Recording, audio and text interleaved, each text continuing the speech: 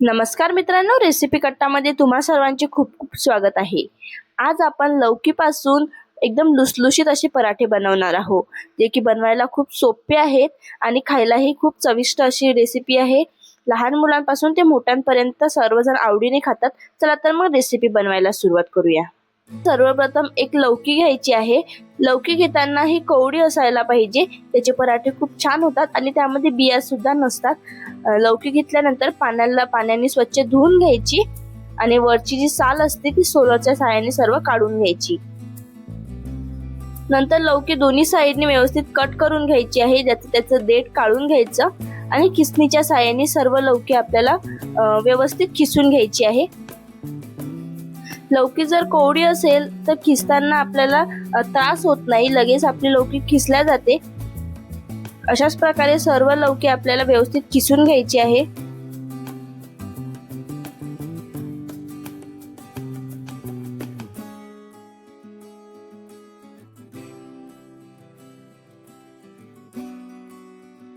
बघा, व्यवस्थित आपली लौकी एकदम एकसारखी खिसून झालेली आहे। आता आपण सामग्री घेऊया पराठे बनवण्यासाठी।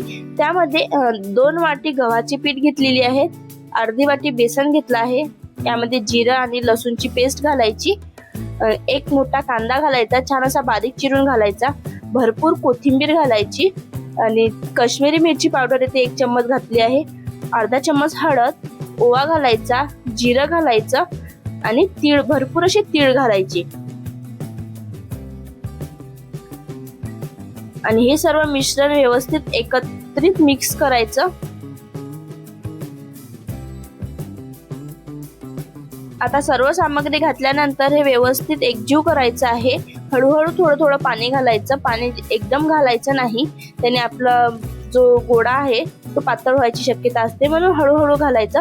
शक्यतो सुरुवातीला आधी सर्व लौकीमध्ये पाणी राहते, त्यामध्ये पिठामध्ये मिसळून नंतरच पाणी घालायचं आणि व्यवस्थित बेसन टाकल्यामुळे आपला जो पीठ आहे ते पूर्ण परातीला चिटकून जाते, म्हणून हाताचं आणि परातीचं सर्व पीठ काढून थोडं तेल टाकायचं आणि पुन्हा एकदा अशा प्रकारे एक गोळा तयार करून घ्यायचा। आता आपण पराठे बनवूया। त्यासाठी गॅस पेटवून गॅसवर तवा ठेवायचा, तवा गरम होईपर्यंत इथे एक पराठा लाटून घ्यायचा आहे।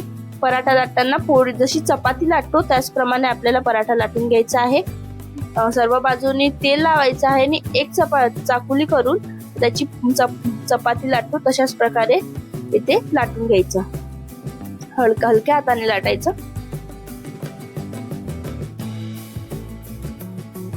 बघा, अशा प्रकारे लौकीचा पराठा लाटून झालेला आहे आणि तवा सुद्धा छान गरम झाला आहे।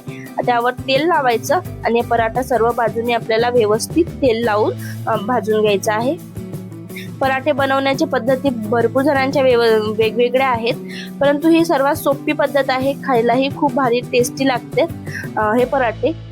अशाच प्रकारे सर्व बाजूने व्यवस्थित खरपूस होईपर्यंत हा पराठा आपल्याला भाजून घ्यायचा आहे।